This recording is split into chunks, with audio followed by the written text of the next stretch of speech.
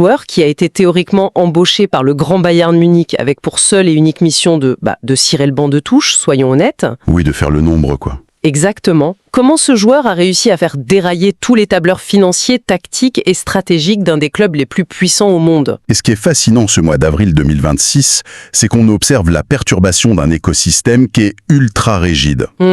Le Bayern Munich, c'est pas un club qui laisse de la place à l'improvisation. Quand ils construisent un effectif, chaque profil a une étiquette de prix bien calibrée, une fonction millimétrée. Ouais, pas de place au hasard. C'est clair. Un joueur de rotation ne doit pas exiger le salaire ni l'attention d'une star. Or, l'attaquant sénégalais Nicolas Jackson, il a non seulement décollé cette étiquette, mais il a carrément forcé la direction bavaroise à repenser toute son architecture offensive. Et pour poser les bases, les sources qui alimentent notre réflexion aujourd'hui sont particulièrement croustillantes. Ah oui, très. On s'appuie sur une analyse assez pointue, publiée ce 21 avril par le média sportif sénégalais wisport.com. Et ce qui est intéressant, c'est qu'ils décortiquent eux-mêmes des infos internes qui ont été initialement éventées par le tabloïd britannique The Sun. Ouais, The Sun qui lâche toujours ce genre de bombe au bon moment. Toujours, ouais. Et le nœud du problème est hyper intéressant. Nicolas Jackson débarque en prêt de Chelsea et le contrat invisible, il était super limpide.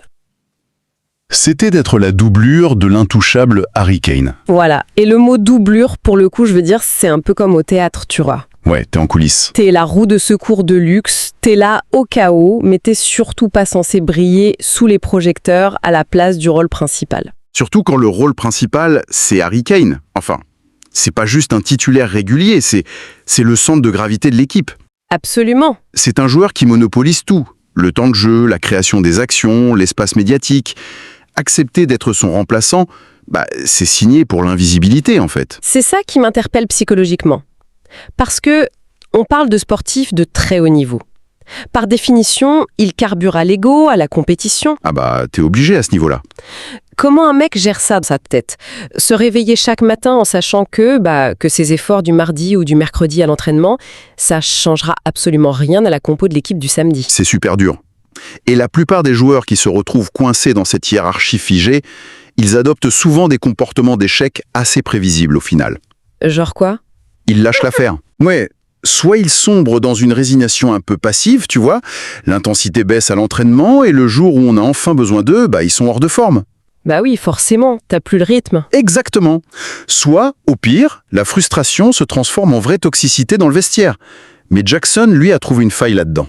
Il a retourné le problème. Voilà, il a transformé cette contrainte énorme en avantage compétitif. Il a fait preuve d'une intelligence situationnelle qui est vraiment rare. C'est-à-dire? Il a compris tout de suite qu'il pourrait jamais concurrencer Harry Kane sur le volume des minutes. C'était perdu d'avance.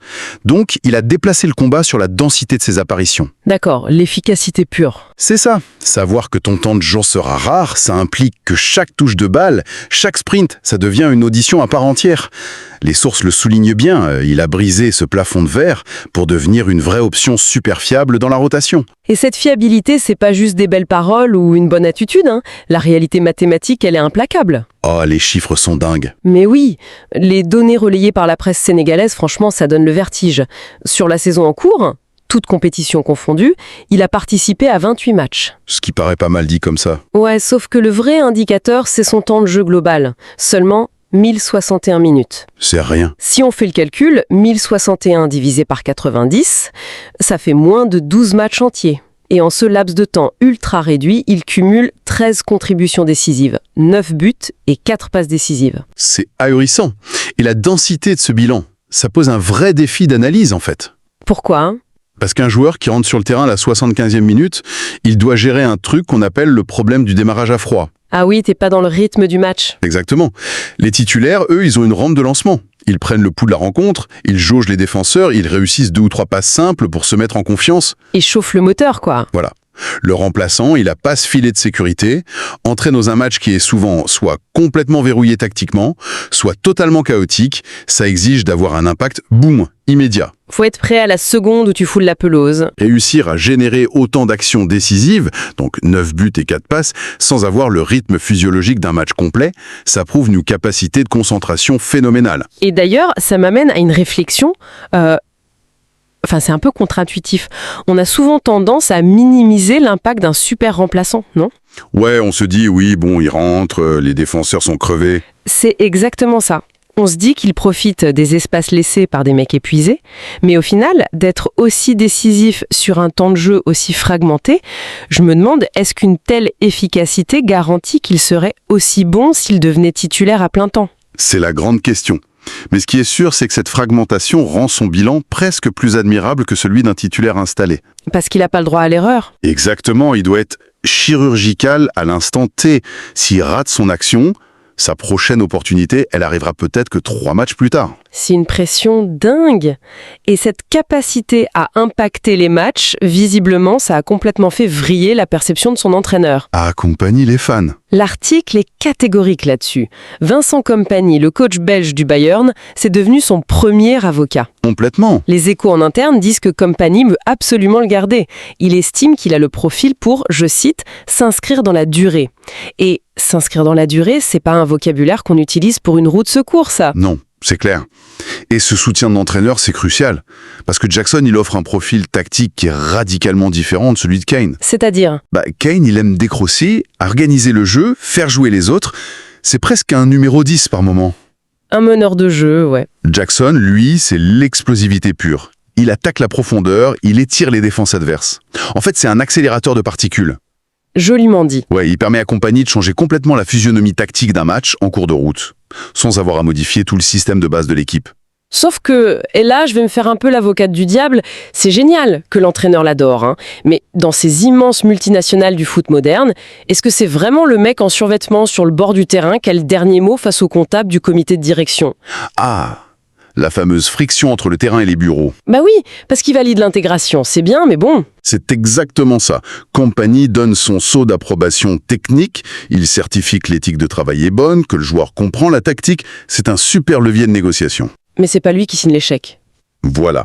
Et au Bayern, il y a souvent un monde entre les envies du coach et la réalité de la grille budgétaire de la direction. Surtout que le Bayern a un modèle économique hyper spécifique. Très rationnel, c'est ça, hein? Implacable même. Contrairement à certains clubs anglais ou parisiens qui sont perfusés par des fonds d'État, le Bayern obéit à la fameuse règle du 50+1 en Allemagne. Et c'est quoi cette règle, en gros? En gros, ça garantit que les membres du club, les supporters, conservent la majorité des droits de vote.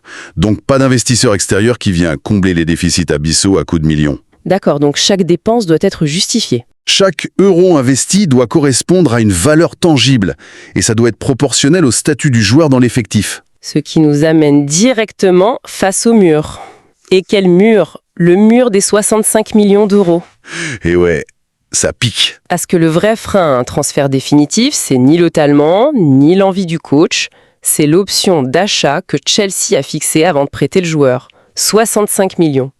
Sans même parler du salaire conséquent qu'il faudrait assumer derrière. C'est un prix de superstar, pas de remplaçant. Mais c'est exactement ça. Pour bien visualiser l'absurdité du truc, j'ai une analogie. Imaginons un directeur de la logistique dans une grosse boîte, ok? Ok, je te suis. Il a besoin d'un véhicule de remplacement pour sa flotte. Il signe un contrat de location pour un petit utilitaire super haut de gamme. Le truc marche du tonnerre au-delà des espérances. Mais à la fin du contrat, le concessionnaire lui dit « Bon, si vous voulez l'acheter, c'est 65 millions. » Pour un véhicule qui, de toute façon, va rester garé au garage 80% du temps parce que le camion principal, Harry Kane, ne tombe jamais en panne. C'est une excellente image. C'est une aberration absolue pour n'importe quel comptable. Complètement. Surtout que ces 65 millions, en fait, ils reflètent beaucoup plus les contraintes internes de Chelsea que la valeur marchande objective de Jackson sur le marché actuel. Ah bon? Comment ça? Les clubs de Première Ligue, comme Chelsea, ils sont soumis à des règles de rentabilité très strictes imposées par leur ligue. Le fameux fair play financier, tout ça? Voilà, les règles de profitabilité. Et Chelsea a investi des sommes folles ces dernières années. Ils empilent les joueurs, et pour faire passer ça dans les comptes, ils étalent l'amortissement des transferts sur des contrats super longs, genre 7 ou 8 ans. Ah ouais, l'astuce comptable. C'est ça. Donc, quand ils prêtent un joueur, l'option d'achat est calculée pour couvrir exactement la valeur restante du joueur dans leur livre de compte. Pour pas être en déficit s'il est vendu. Exactement. Sauf que pour le Bayern, mettre 65 millions sur une doublure, ça engagerait les finances du club sur une trajectoire hyper dangereuse. C'est le prix qu'ils mettraient pour la pièce maîtresse d'un projet sportif, pas pour un remplaçant, même brillant. Et puis, imagine les répercussions dans le vestiaire. Si tu paies un salaire de star à un mec qui joue 12 matchs par an, comment tu gères les stars de l'équipe première quand elles vont venir négocier leur contrat? L'effet domino serait catastrophique, ouais. Ça déséquilibrerait toute l'échelle salariale du club. Donc, on est dans une impasse totale. Le sportif dit un grand oui, et le financier hurle non. C'est le clash classique. Et la solution qui semble émerger, d'après les coulisses, c'est du pur pragmatisme. La tendance dévoilée par The Sun, c'est que le Bayern étudie sérieusement la possibilité de négocier un nouveau prêt. L'art de botter en touche avec une grande élégance. On repousse le problème d'un nom. C'est exactement ça, c'est l'outil parfait pour résoudre les contradictions à court terme. Le Bayern garde une arme super efficace, Kompany est content, et on plombe pas les finances avec un chèque de 65 millions. C'est une vraie stratégie d'évitement. Mais ce qui m'amuse le plus là-dedans, c'est le timing. Ah, le timing de la presse, ouais. L'article précise bien qu'en ce mois d'avril 2026, il n'y a aucune discussion officielle entre la Bavière et Londres. Le téléphone n'a pas sonné. Et pourtant, on a tous les détails de cette réflexion sérieuse dans la presse anglaise. Comme par hasard. Bah oui. Est-ce que c'est pas une manière pour le Bayern ou l'entourage de tester le terrain et de mettre une bonne petite pression sur Chelsea avant le mercato? Mais évidemment, le marché des transferts, c'est un théâtre d'ombre. Faire fuiter l'intention d'un nouveau prêt, c'est tout sauf un accident de journaliste, là. C'est le prologue de la négociation. Ils placent leurs pions. Voilà. En faisant passer ça par la presse, le Bayern structure son narratif. Ils envoient plein de messages en même temps. À qui? À Jackson, d'abord. On t'aime bien, on fait preuve de créativité pour te garder. Au coach, on bolle sur tes demandes. Et à Chelsea. Et à Chelsea surtout. Le joueur veut rester, mais on s'alignera jamais sur vos 65 millions délirants. À vous de voir. Le fardeau de la décision, il bascule côté londonien. C'est super malin, parce que Chelsea se retrouve piégé par sa propre logique. Totalement. S'il refuse un nouveau prêt en exigeant une vente sèche, il risque de se retrouver avec un joueur sur les bras dont ils veulent pas forcément, avec un salaire énorme à payer. Et puis, le laisser briller une année de plus au Bayern, ça maintient sa valeur marchande élevée sans que Chelsea ait besoin de le faire jouer. C'est un compromis tactique. Tout le monde gagne du temps, même si ça résout rien sur le fond. Franchement, quand on rassemble toutes les pièces de ce puzzle, l'évolution de Nicolas Jackson, ça force le respect. Il arrive comme un intermittent du spectacle, condamné à regarder Harry Kane battre des records. Depuis le banc dans le froid. C'est ça. Et grâce à une efficacité presque chirurgicale, il brise le plafond de verre. 13 implications sur des buts en à peine 1000 minutes. C'est une perf qui oblige carrément les institutions du foot à se contorsionner pour lui faire une place. Il a vraiment prouvé que la valeur d'un joueur, elle est jamais totalement figée en fait. Elle peut être redéfinie si tu t'adaptes parfaitement à ton environnement. Et je trouve qu'il y a une vraie leçon là-dedans, qui dépasse le simple cadre du foot. Ah oui, clairement. C'est l'idée qu'on peut devenir indispensable à une organisation, même si on a été recruté pour un rôle complètement périphérique à la base. Ouais, maximiser la moindre minute qu'on te donne. Exactement. Comprendre ce qu'on attend de toi et surdélivrer de manière tellement ouf que le système est obligé de s'adapter à toi et non l'inverse. C'est une super philosophie. Mais bon, cette flexibilité, elle a quand même ses limites face à la rigidité des contrats pro. C'est clair, le compromis du prêt prolongé, ça arrange les bilans comptables des gros clubs, mais ça transfère toute l'instabilité sur les épaules du joueur. C'est le revers de la médaille. Et ça soulève une réflexion un peu existentielle pour finir. Si la seule solution, c'est d'enchaîner les prêts année après année pour contourner les règles financières, qu'est-ce qu'il reste de la construction du joueur ? C'est une vraie question.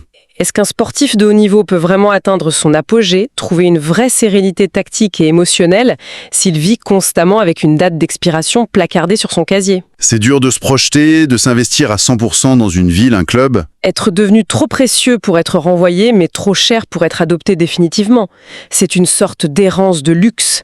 Et c'est une question qu'on peut vraiment se poser sur ce que le sport moderne fait de ses talents quand il se heurte au mur de la finance. Absolument, ça laisse à réfléchir.